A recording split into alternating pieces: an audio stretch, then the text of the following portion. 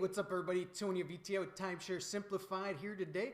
I wanted to do a quick video on how to rent out your timeshare, because one of the biggest questions I get asked a lot from people from my YouTube videos and everything is how exactly do you rent out your timeshare? So let's go ahead and get started. You can rent it. You can rent it if you own the timeshare. You can even rent your timeshare points if you have them. Yeah, obviously you got to check with your developer group. Sometimes hidden in the documentations it says you can't rent them, but for the most part 99% of them you can rent them no problem, because they are real estate to a certain point. There's exceptions to the rules and everything, but most of them you can rent it. It's part of the benefits of owning it, and I have my whole business built on it. My primary business, we do Marriott timeshare rentals, and now we're expanding into the other ones. So you can rent it. I started with me and my buddy on 24 weeks at the Jockey Club, and that's how I got started doing it. My wife, she kept buying all these doTERRA oils, and I kept complaining about it, and I was selling timeshares. And then so she's like, well, I'll make extra money renting out our timeshares. And then our business just kind of grew and grew and grew, renting out timeshare points. So I just wanted to come with you today in case you want to do it on your own, and kind of give you some tips from my book that are the easiest. Now,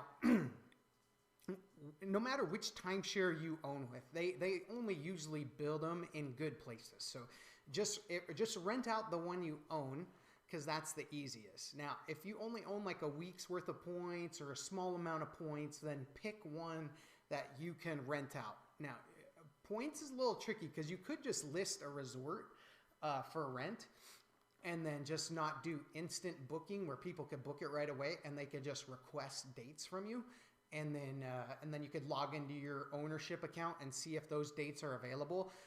In my experience, though, most timeshares, it's hard to get inventory or get reservations, because most people book within 60 days. So at some timeshares, it's dang near impossible to book stuff within 60 days. But not to say that it's not, but that's one way you can do it. If you want to get the maximum value out of it and get the most for your rentals, then you want to try to book a major holiday as far in advance as possible, so you can make sure and get it. Like most timeshares, the weekends and the holidays are usually booked out pretty far. So sometimes you want to book it as far as a year out, especially if you want to get the most money, because you want to book like New Year's or you want to book Christmas. And that doesn't guarantee that you're going to get a rental either, but it increases your chances exponentially. So so your first thing you want to do is Google the name of your resort. Okay, so like Google, go to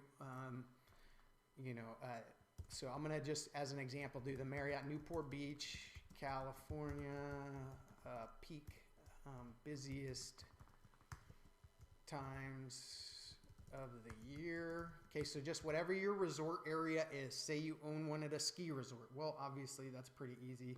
Best time to visit Newport Beach, and they'll have all kinds of stuff on here. So best times is March 12th through November 25th. So that gives you your busy season right there. All right, so if you want to make the most money, busiest, so you want to go when it's the busiest. So look, if you look in this chart right here, look, between June and September, June and the middle of August rather, so when the kids are out of school, that's the busiest time. So you want to list your timeshare for rent during these times of the year.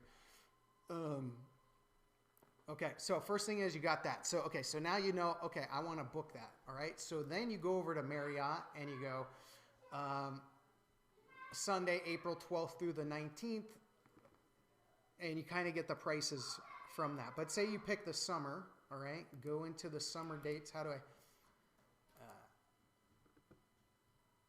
go into the summer dates so you can see? Let me see if I can edit. Okay, edit these dates. So say you're like, okay, I'm not going to book that. I'm going to book a summer week.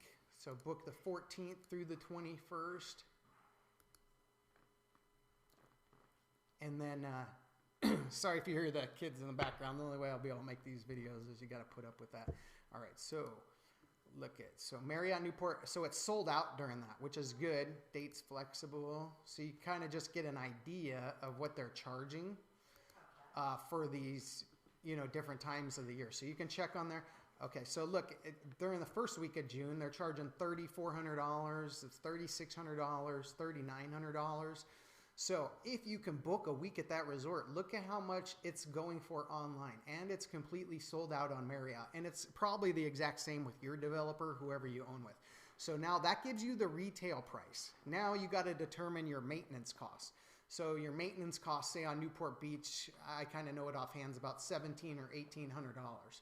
So you want to charge somewhere between $1,800 and $3,600. That's kind of your sweet spot. So you might want to charge, say, $2,600, all right? So that way you're making money and you're paying your maintenance fees, okay? Now, the second part is you need to list it somewhere for rent. So Red Week's probably one of the biggest and best ways to list it for rent. What was that? Sorry. Chair got stuck. Okay, so you go to Red Week, type in the name of your, so go to Find Timeshare, go to Timeshare Rentals, type in the area, and then it'll bring up your resort. And then if you click on it, it'll bring up your competition. So you can see, and then you just click on this, view all timeshare rentals. All right. And then it'll list all the weeks. So then you scroll down. Okay, so 19 December. So you keep going. All right, so let's see, June. So it's loading. Okay, so see, you can see a lot of people obviously do this as well. So you know there's a market for it. So look at these people. Here's your competition in here if you had booked June. So some people are charging anywhere from $1,900 to $3,500 a night, okay? So, I mean, you could get it rented because it's sold out, and a lot of people want to stay there. Obviously, it's a very popular, and because you're on Red Week, when people Google that area, Red Week's going to pop up. So they will see your ads. So, and then you can go up here and see what others are renting for. Look, this one rented for $2,000. If it's grayed out, it shows you that they're rented. 2,000, 1,400. Now the only bad thing about Red Week is you're typically only other timeshare owners know about it, so they're looking for a week. Here's one for New Year's. Look, this one for 2,500. So if you notice, all the major holidays are rented. So if you do a major holiday, look, Christmas week, Christmas, New Year's, Christmas, New Year's, Christmas, New Year's, Christmas, New Year's. So if you book a major holiday, 9 times out of 10 you're going to get it rented. So you can put it on Red Week. Now, if you're going to put it on Red Week, you just go here to rent or sell my timeshare, rent my timeshare. They have a do-it-yourself option that's $30. You just press get started, or do-it-yourself $45, and then they'll process the payments for you, the credit card. They'll send out a rental agreement for you. And then they have this other program that's $60 up front, and then they take a $99 fee, but they pretty much do the whole rental for you. Pricing, guiding, professional management, dedicated phone support. So they got really good pricing on here. And then you need a Red Week membership, which is a $20, $19 as well. So, you know, all in all, you're into it about $200 if you do the full service option. And these ones, you're about $60 and $50. So you can do it either way if you don't want to handle the, you know, because you'll get inquiries, you'll get people trying to, you know, get it for $2,200 instead of the $2,700 you advertise on it. People will message you, people expect responses back right away. So if you don't want to mess with that, you can do that. So that's one of your best options if you have a week and a popular destination where timeshare owners go. Red Week is great. One of my favorites that we use now is Airbnb. You know, they're the biggest hotel company in the world that doesn't own a hotel. So you can list anything on here, tents, RVs, boats, tree houses, whatever. Oh, here's a Bhutan Festival, Cliffside Temple. Here's a teepee. So they got everything on here. So you can list your timeshare on here as well. It's free. You just go set up an account. Let's see, profile. You know, just do an account, do a new account, get all set up in there. It doesn't take you very long. And then you just go add listing.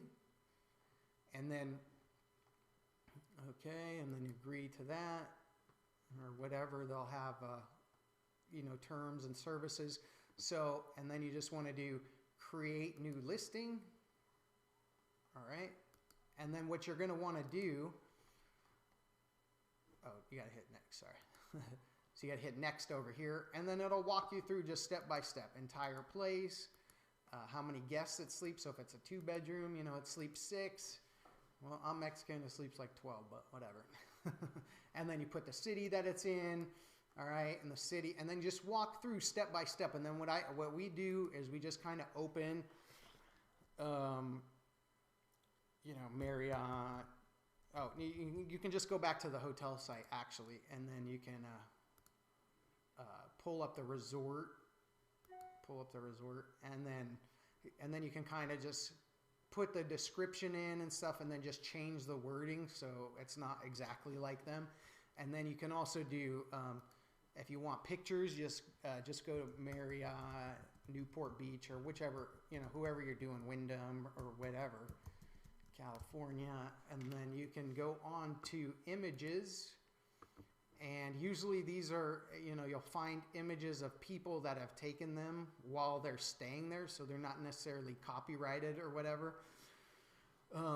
So you can find the picture. So just go through here and then, right click, just save image as, and then, save it to a folder or something.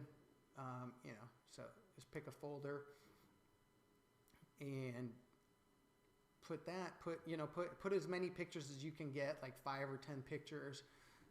Some of these are kind of hard because they'll put different hotels or whatever than you're trying to advertise for, but you can find some pictures. And I think if you do Red Week, it already has like the Newport Coast pictures in there, so it'll already have that kind of set up for you. So that's one less thing you have to do on there. If you do Airbnb, you got to host it, but hopefully you could get more money on Airbnb. And Airbnb's they just take 3% of the rental amount to process the credit card. But when you use Airbnb, the money's already collected.